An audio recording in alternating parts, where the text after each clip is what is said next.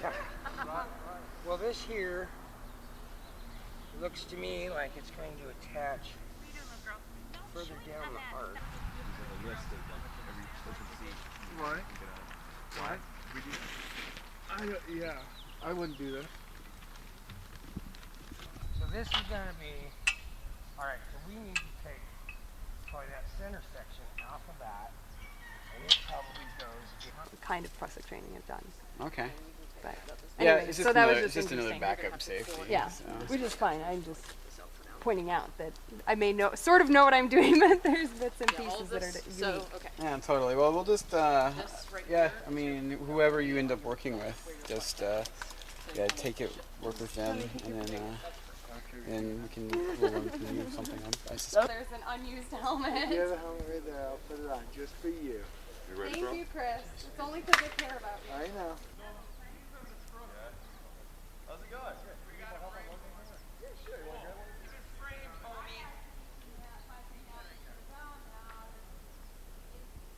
Well, I was thinking that there's not much more in the car.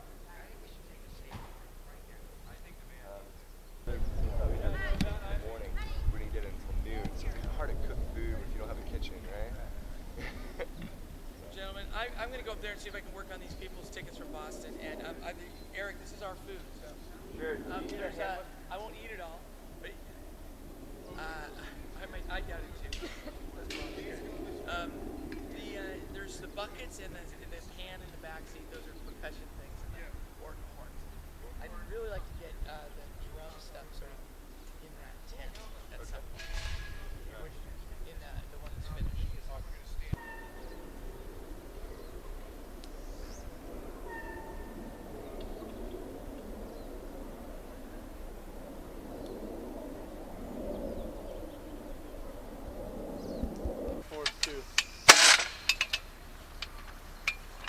We can supplement either the.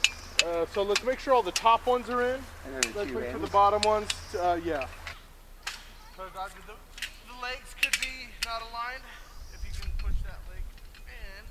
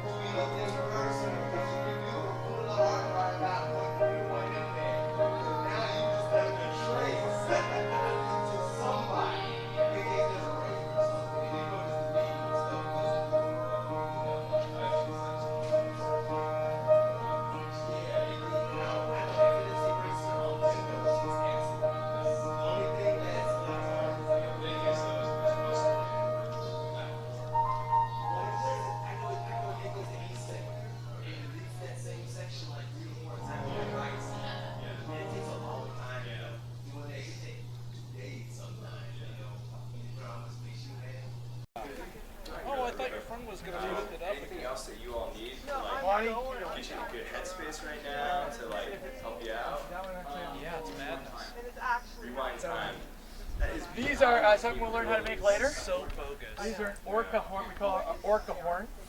With a PVC, surgical tubing, Gatorade bottle, duct tape, or whatever, and a balloon. So you just blow. You hear.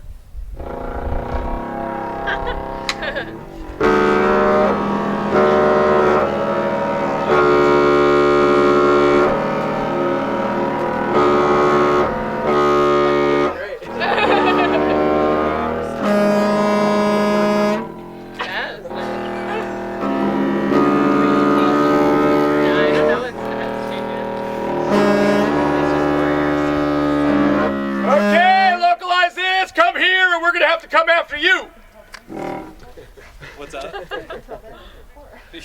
So we use these on marches, and These direct sound as well as.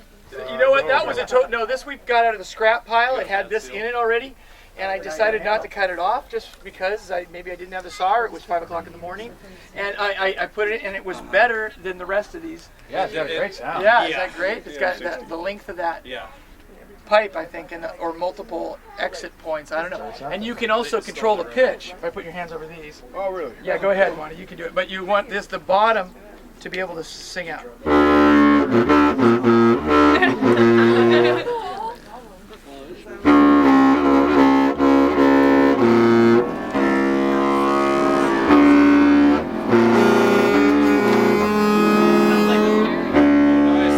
we can share each other's terms. Anybody want to try? We have to get that. We'll have to get some alcohol or something for that. All right. Not the beer. Yeah. Beer? All right, everybody. Let's circle up, and before dinner, we're not exactly sure. Today's been a little chaotic. We're ramping into Localize This. It's not a hard start. Actually, in the past, we've never started before dinner on today, but because so many people were coming from other places and coming in early, we tried to make something happen. Has anybody found anything to do today? Yeah. Okay. Climb some trees. Oh, good. Climb some trees? Good. Excellent. Well, we don't want you to be bored, and we want to make the most of your time here. So tonight, before we go into dinner, and depending upon when dinner happens, we're going to do one or two things. We're going to do opening our camp with Kyle Tanner, who's an itinerant agitational or community organizer, self-described, and I will attest to this. And he is going to do a presentation and guide us through a process on honest conversations. And then, if there is still time after that, we will do a brief introduction to drumming for demonstrations. That will be, just showing people how to sound good on the street with very little rehearsal, and with easily found percussion instruments. All right, so if that's acceptable to everybody, or even if it's not, I'm going to return this to introduce you to my friend and mentor and brother, Kyle Tanner. Thank you, Bill. Thank you. Okay, well let's find a comfortable spot. Shall we do that? Do we want some sunshine? Do we want some shade? Sunshine. Everybody? Well, then this would be a great spot. Look at this. This is a perfect spot. We got sun and shade. I'm gonna take shade because I'm in a long sleeve t-shirt, which was nice when I was leaving my cloudy island to the south, but not as nice at this point. All right, let's go ahead and make a circle. We do that, just pull it up here.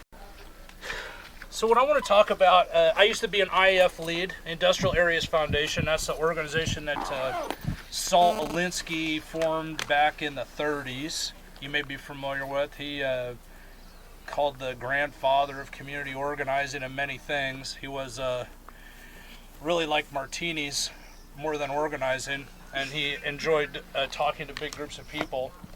Most of the organizing wisdom that comes out of the IAF was hard won by folks like Fred Ross, Dolores Huerta, Cesar Chavez, through the experience in the Southwest with the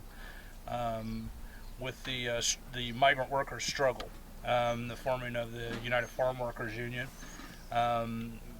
spun off through organizations like Neighbor to Neighbor, using door-to-door house meetings as a model for tying communities together and creating solidarity networks.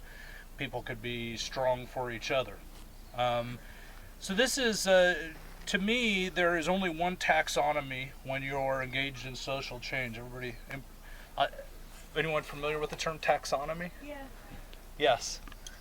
You want to help us? Isn't that? It's like the you look at a whole thing and you can see all the parts are divided into sections, kind of like they do with animals and living creatures. Taxonomy. Yes. They divide them, like arthropods and things, vertebrates and whatever. Absolutely. It's a basis for knowledge, for understanding other things. Right? It's a basis of knowledge for understanding other things. So, right, we have a comprehensive knowledge of the physical, chemical, electrochemical characteristics of living creatures.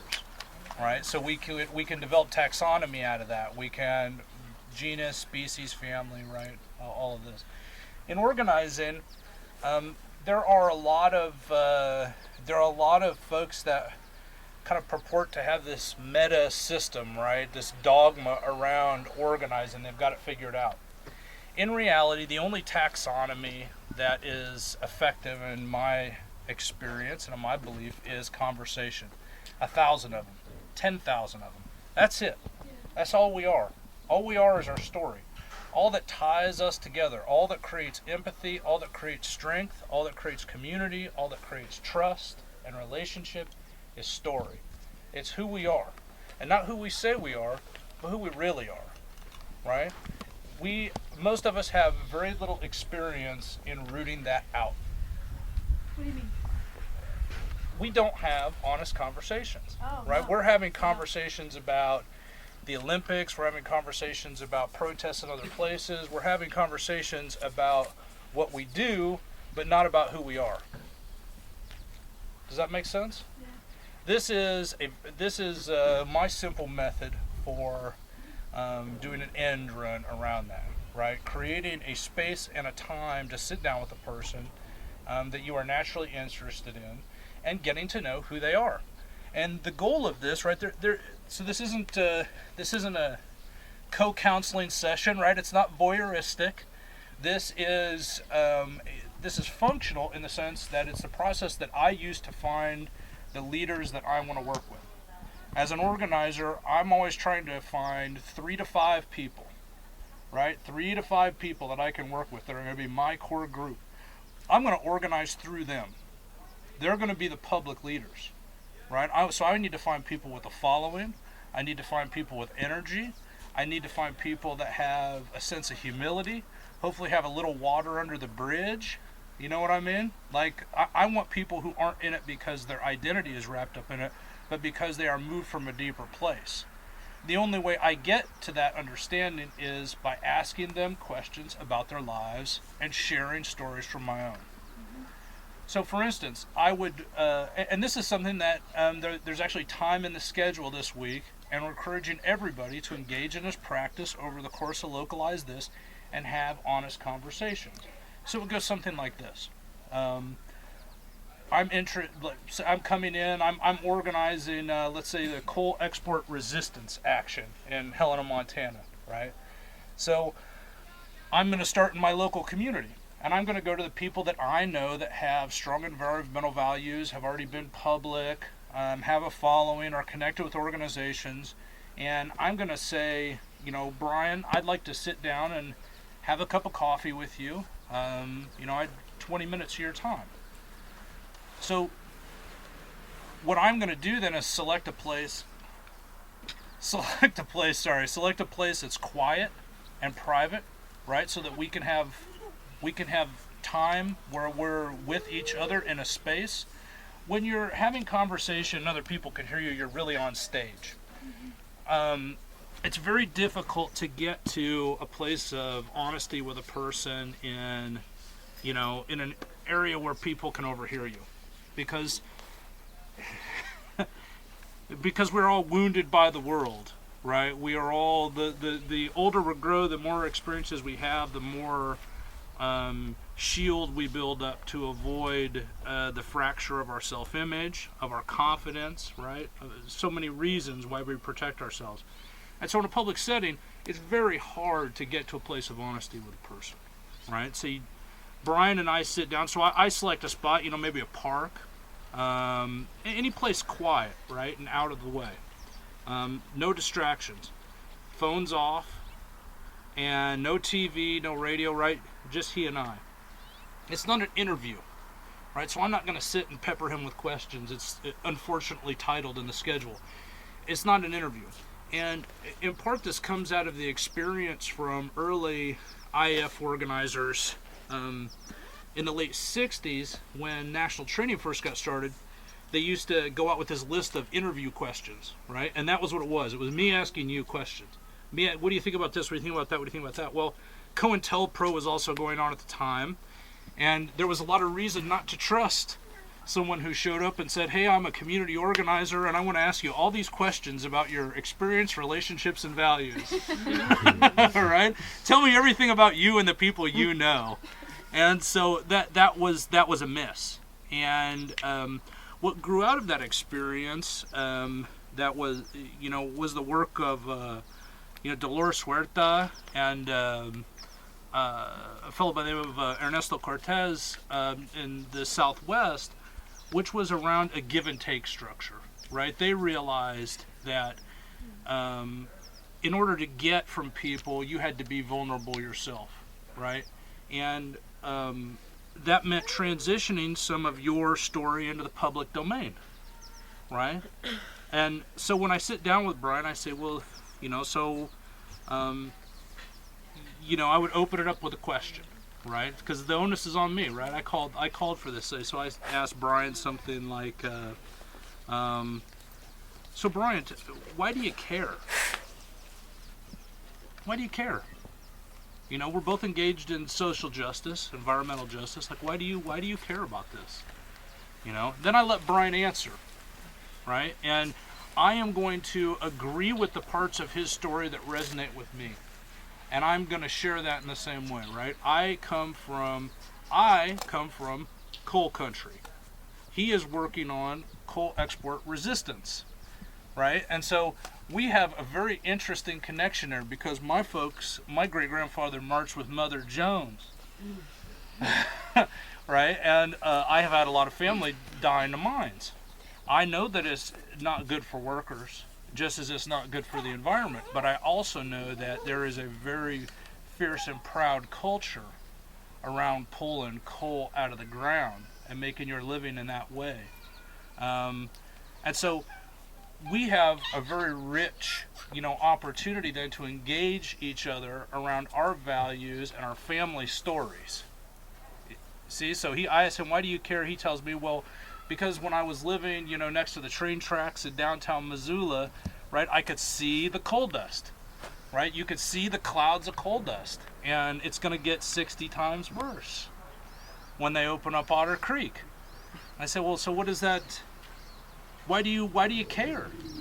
You can move, right? You're an able person. At the front end of your career, you can move away. You can make your own job someplace else.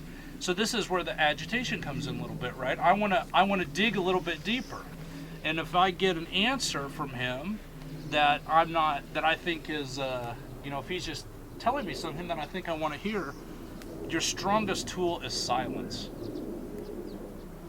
right? When you're having a conversation, the thing that you have to be good at in order to be good at having honest conversations is listening. The discipline that you have to have in order to have honest conversations is silence. Because the second thing a person tells you, that's the truth. What do you mean the second thing? The second thing, right? Not the first step. So let's say I ask you, what's charging your batteries, right? What makes you hopeful? And you say to me, well, I'm not a very hopeful person, and you give me this, laundry list of why you're not hopeful, and I just sit there. right? Right. More comes out. More comes out, right? What people say, the second thing people say, that's what's honesty. The first thing they say, that's what they want you to think. That's what they want you to know about them, right? That's the impression that they want you to have of their perspective. That second thing they say, when you let it sit there and use silence, right? Creates a tension, it creates an openness, and then people will be honest, right? You know, so you say, what's your experience with education? You know, do you feel like how did public education affect your lot in life? You know, and then people say, well, you know, I didn't really like school and da da da da, and you just kind of let it sit there, and they say, well, you know, my shop teacher is the one who got me in with the union, right? So, okay, right? So now I'm beginning to get to know this person a little more, right? That second thing they said, that's going a little deeper, that's a little more honest. The three things that I want to know about a person when I'm having these honest conversations are related to the kind of three aspects of people that I am interested in when I organize. What's in their head, right? The intellect. What's their worldview? What's their theory of change? Are they coming at it from a place of dogma? You know, like we deal at our end of the political spectrum, we deal with a lot of dogma, right? We deal with a lot of dogma, for better or for worse. We deal with it. I try to be non-dogmatic, but one of the things that I'm trying to understand is what is that basis that a person's working from? Like what is that in their head? I want to know their heart, right? What is it? And this is the story. You know, this is their personal, the combination of their personal experiences, their family story that they have inherited. You know, that is their stereotypes. That is, you know, all of these things. I want to know that, right? I want to know what's in their heart. Because that'll tell me, is it about them or is it about the work? Right? Are they doing this because it is part of their identity to be an activist and they want to go from action to action to action to action, so they have a story to tell and they're getting bona fides within their social group? Or are they actually feel free to giggle, feel free. Or are they actually motivated by something that comes out of their experience, their family story, their faith? You know, what is it in their heart that motivates them to a place of strength to be public, right? And the third thing I want to know is what's in their loins. What's their passion? Like what's that? what is that source of passion? You know, your batteries don't just stay charged up because you're doing good work. This is tiring work, right? And it can easily take something from you. You know, it can inhibit your ability to maintain a private life that's healthy, to have, you know, meaningful relationships that last longer than campaigns. You know, you try to fill your life up with the public work and you let your private life suffer as a result. So I want to know what's that, right? Because I want to work with people who have something going on, who are making art, right? Who are making music, who have family and friends, and who have an enriching place to go and be the smart one, the funny one, the sexy one. You know, I want to work with people that have that, right? So that when we get together, we can focus on the work. We're not going to focus on being the funny one, the smart one, the sexy one, and complicating everything else with that bullshit, because that's private life stuff. I'm here to do public life stuff, right? And that means stopping a coal port. That means living wage for workers. That means, right, dignity, human rights, right? That's the work we're here to do together. And while it is, you know, spiritual and emotional and many things, it is public. It is absolutely public. So those are the things that I look for in this case. There are a couple of questions that I always ask. And one of these is, who else should I be talking to? I close every meeting as an organizer with that question. And if you ask that question with every person that you meet with, every person that you bother to invest 15, 20, 30 minutes of your time with, if you ask them that question, who else should I be talking to? You will be successful. You will be successful because people will give up their networks, right? Who else should I be talking to, and will you introduce me, right? Will this person credential me to that person? So on a lineage, right? So let's say I just meet, Brian's out organizing, right? He knows I'm not in Missoula, but he knows I'm in Missoula and I'm active and I have a following. And so he taps me, right? We go and we have this conversation about where he starts off talking about the coal port, and then maybe it moves into a place where we're talking about sense of place, our relationship with the natural world, right? With work, this kind of jobs versus the environment frame, right? So we have this conversation. At the end of this, as a person, as an organizer, Brian's got a choice to make. Is he going to meet with me again? Right? Am I interesting enough to him still? Has he got me figured out? Well, you almost never do after one meeting, but some people, it's obvious after the first coffee session that it's not going to be a good investment of your time, right, to go back to them. And that sounds a little harsh, but I am a utility player, right? I am honestly not in it to make friends. I'm in it to make change. And that means I want to find the right people, right? Because I'm looking for my team. That's why I'm out having these conversations. I'm building the people that I'm going to work with and organize through. So that's always the question. So you don't want to take notes there, but afterwards sit down and reflect, right? What showed up for me about this person, right? What about them makes me hopeful? How was I affected by this conversation? What would I like to know more about this person?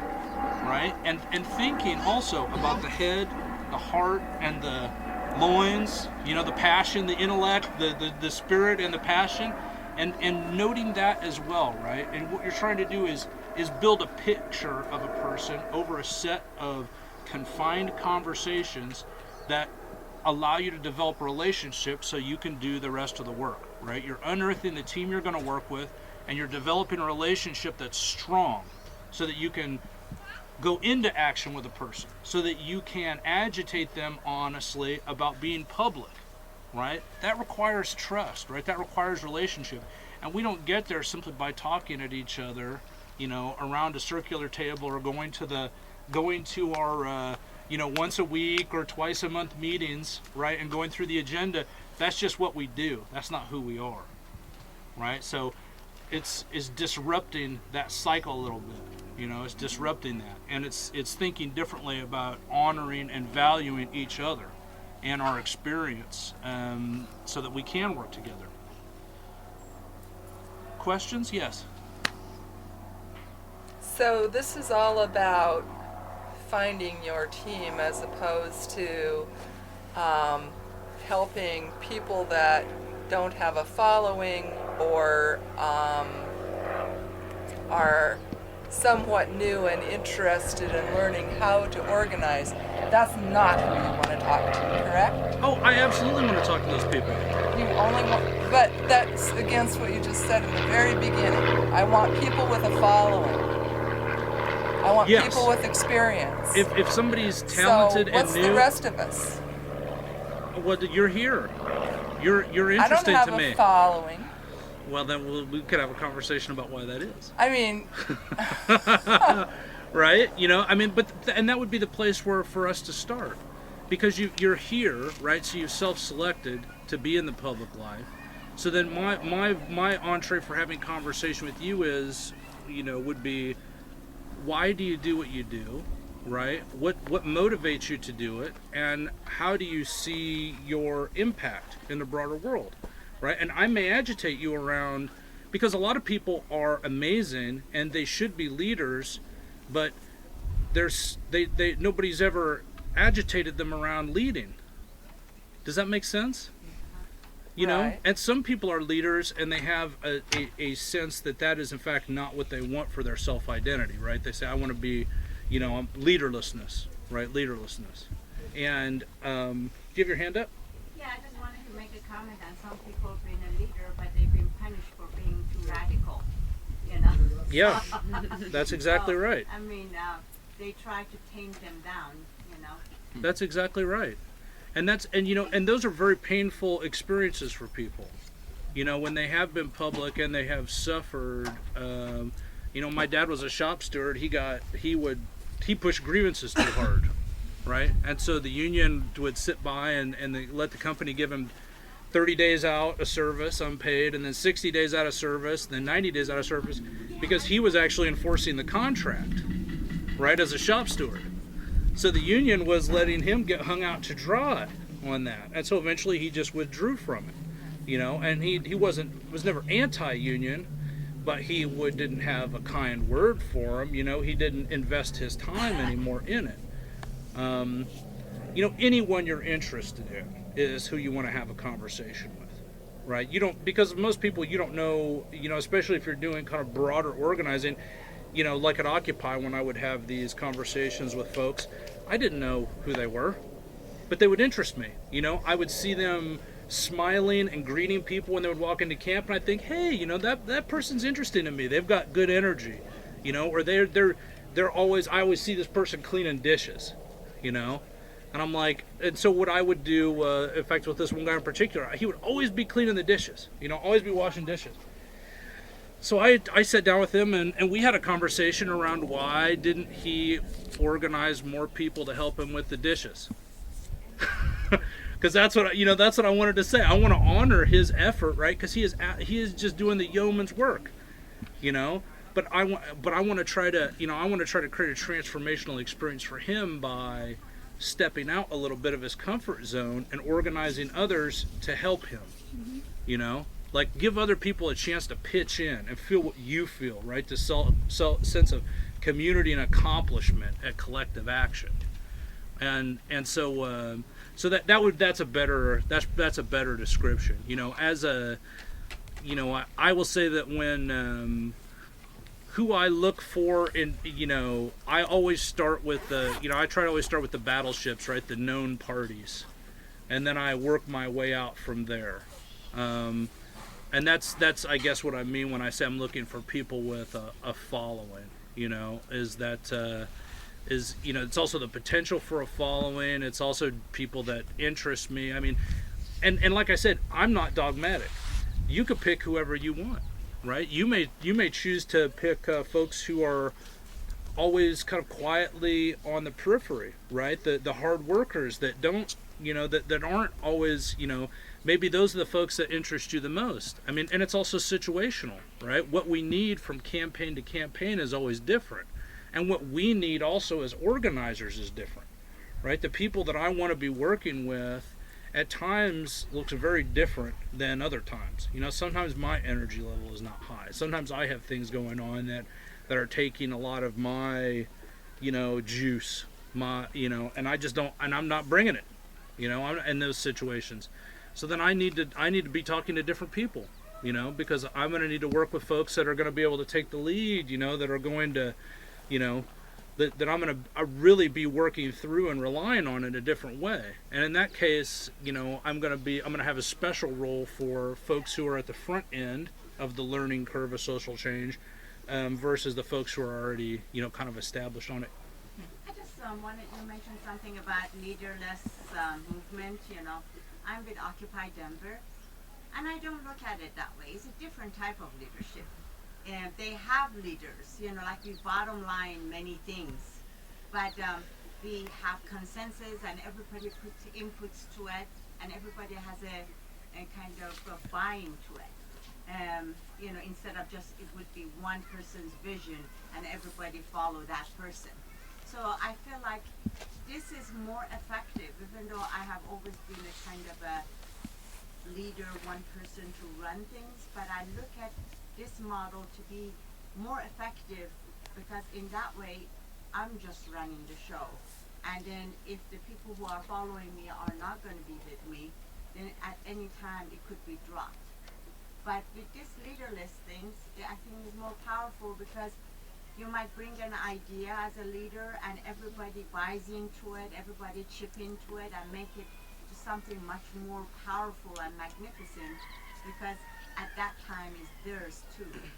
So yes, that's what I wanted to comment on. No, I think that's, you know, that's a campfire conversation too. Definitely, that's one to talk about late into the night. Is that idea of is there ever truly a leaderless situation, and what is the interplay between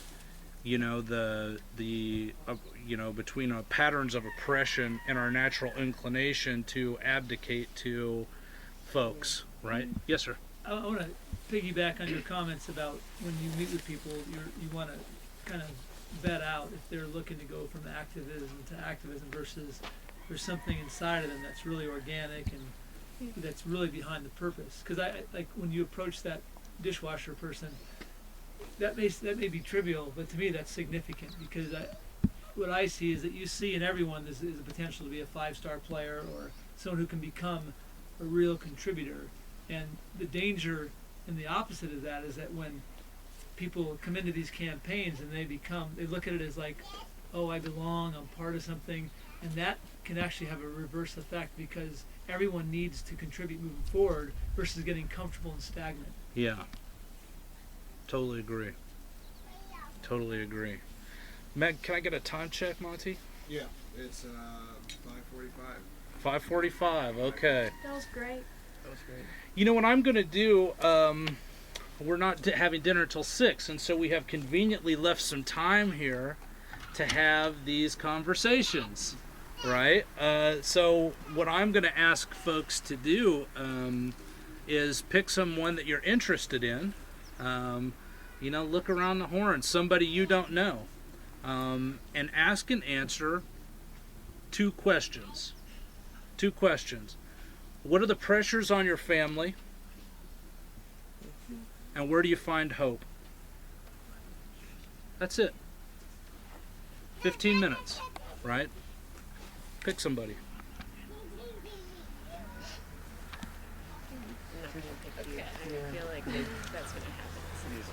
Give yourself a little space. You're handy.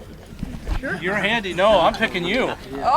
We've tried to do as much as we can to integrate the flow between the workshops and action, and we're and making the connection between activism and organizing. So you'll see that we're going to do something kind of difficult a couple of times this week. We're going to try to take field trips. We're going to take field trips to the easy field trip will be tomorrow night. We're just going to go to another part of the island where we're going to do a projectionist protest show and tell. And we have a great StageWorks ally friend who taught us about doing projection, and we've been sharing it with people around the country since. They're going to do a demonstration for us all tomorrow night. Actually, Sam Corbin, who's was her boyfriend who did the bat signal. She was here last year as a trainer and went to that workshop, and her boyfriend's the one at Occupy Wall Street who did the bat signal up for OWS. That was my sort of like climbing job. We kind of had something to do with it. Who knows? But, so that'll be a fun one. Tuesday is going to be a much more challenging field trip. Jocelyn and Joshua are involved in a very interesting outgrowth of the local Occupy Seattle, and have been we collectively have been admiring the work in Boston, the eviction protection work in Boston by a city like Vita Urbana, and we've been building a pretty solid relationship with them where they're considering Seattle one of the next places that they're going to have to support this work. And so they've been giving a lot of really great advice and training to us in Tacoma a couple months ago. And then we've got 2 people from there coming out. Well, this group, Safe in Seattle, they have an amazing situation. They're in the middle of Beacon Hill, which is the highest foreclosure rate in Seattle. They've been given a building at a church that they can use as their center, and it's a really fascinating opportunity. And Backbone Campaign really wants to support them, and I think it's a great chance for all of us to learn what it's like to move into a community and do community organizing, the challenges around it. But one of our challenges is going to get all of us from here to there and back again tomorrow night, as well as do a projection action in Seattle at the end of our canvassing and all this other stuff. So how many people have cars here that they'd be willing to drive in Seattle? 1, 2, 3, 4, 5, 6. I'm wondering if Dawn, if everybody can come to you and tell you how many seats in their car they have, okay? Because that will help us figure out what else we need to supplement with, okay? And we're going to do a kick-ass projection tonight. That's not going. And then Friday, again, we wanted to. Last year we ended on Saturday, and we did our action on Saturday, but we didn't have. It was not a great media day. And it didn't give us any chance to process afterwards, to evaluate the action, to figure out what went well, what didn't go well, celebrate it together. And so this year we're going to do a Friday action. We're going to take advantage of the fact that Seafair is happening in Seattle. It's a big summer-long community festival. It looks like we're going to... this is not top secret because we're doing a high visibility, low risk action. We are going to make, there's something called the Seafair Pirates. If people who grew up around here and are familiar with the Seafair Pirates, they're kind of iconic, they're the thing that the kids love about Seafair the most.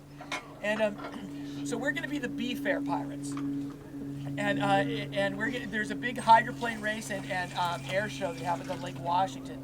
So we're going to use some of our pushing the threshold of where we can have protests, where we can do things, and put it on the water on Lake Washington. And as soon as they take the booms down to allow boats back into a particular area that's protected by the Coast Guard during the air show, hopefully, if all goes well, we will have a Hobie Cat. Anybody know Hobie Cat? And we'll do a house. It'll be an underwater. We'll be building this week an underwater house image that will ride on Hobie Cat. We hope to have a banker, the Monopoly banker, on the top, coming out the roof of that with a big martini glass, and a couple of people out in the attic windows, with their life preservers on, and have it be towed by so we'll see. I'm not sure how we're going to do this. But what we'd like, ideally we'd have a big boat with people on the oars in chains, and they'd just be like debt slaves, pulling the underwater mortgage. And Captain John's got your wooden boat with the oars. Yes, yes. Oh, we got to talk to John. Okay, thank you. Perfect. So, and then we've got a sailboat. A guy's got a sailboat in Seattle. He's going to be anchored out there on Thursday, and we'll shuttle out to the sailboat. We'll jump on that. Some of us will get the other craft, and those will be the B-Fair Pirates, who will come up behind and liberate the debt slaves and throw what's his face, the banker, Monopoly banker, into the drink, and all for YouTube video purposes.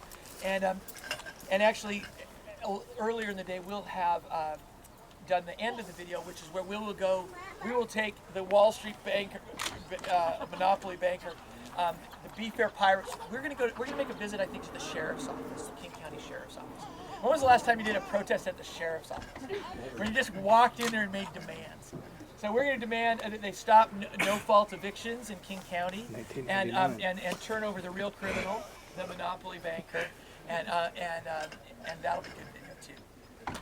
So that's something to look forward to. And by the way, Target 8 people. Yeah! So Target 8 People 2 years ago was our final action from camp. Have people seen that video? Yes. Yeah. If you haven't seen it, you can Google Target 8 People or look it up on YouTube. It's gotten over 2 million hits between Yahoo News and YouTube. And last year we did Shared Sacrifice My Ass, giant butts in the air, sharedsacrificemyass.org, right across from Paul Allen's helipad.